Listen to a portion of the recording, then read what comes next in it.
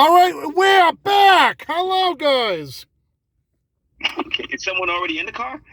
I'm sorry? Was someone already in the car? In the car? No, just... Oh, you don't want to know. You don't want to know. No. No, it looked like a shadow behind you. I know, that's what I'm saying. Oh, a car just left. I like that background, Melissa. That other one was a tree. That was a cool one. That is, because it snowed up here today. It snowed. Oh, it did? Wow. It snowed. I woke up to rain. By the time I got to, I had to go to dentist appointment, and the snow just kept getting worse. Hey. Cars went past me. The guy had just enough out of his window. This is crazy. Just enough out of his window so he can see through the driver's side, and that was it. His car was covered with snow coming the opposite direction, and no cops pulled him over. That's normal up here. Hey, Manhattan. If your car can move, you're happy. Manhattan. Who snows? Get it? Who snows? Get it? Who knows? Who snows? Who knows? All right. So that joke was a no. Okay. That was not. So Manhattan, you have a new book out. You have a new book out, and your book's on Amazon. Yes, it is. And it's on Barnes and Noble. Yes. So you're very noble.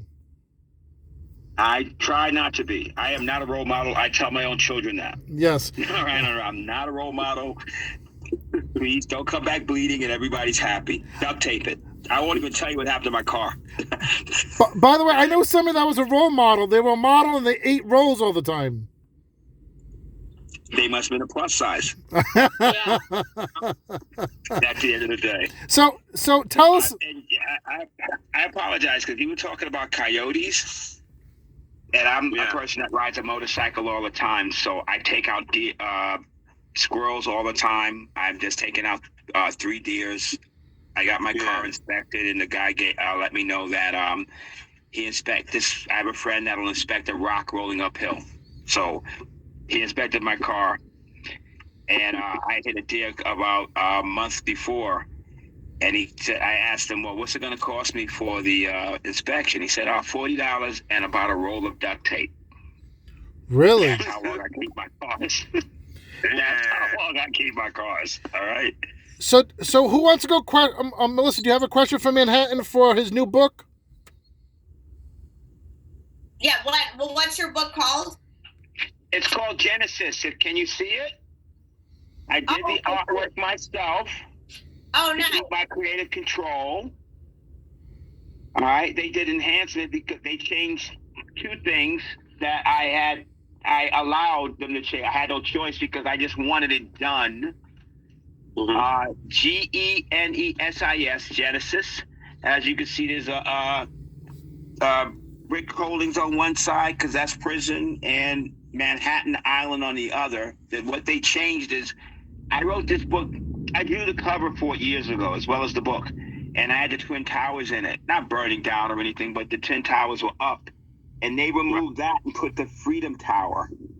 Oh, nice.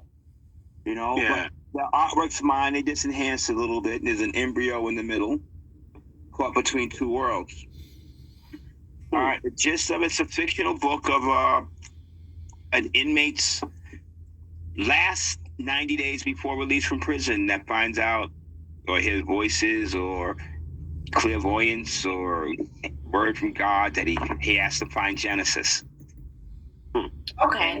He goes remembering his past, dealing with what's going on in prison, has a relationship with a female guard for almost 20 years of his prison sentence, about 15 years of his prison sentence, and flashbacks of when his friends were together, his old crew, you know, and it has to be released back into a society where he's been gone from for 20 years.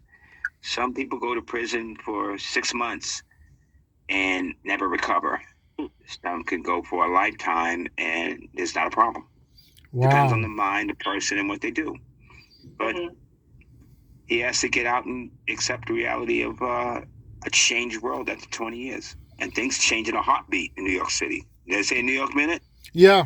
I was just back in New York, and they've changed signs. It's no longer Harlem, my area where I was raised. a lot of my life.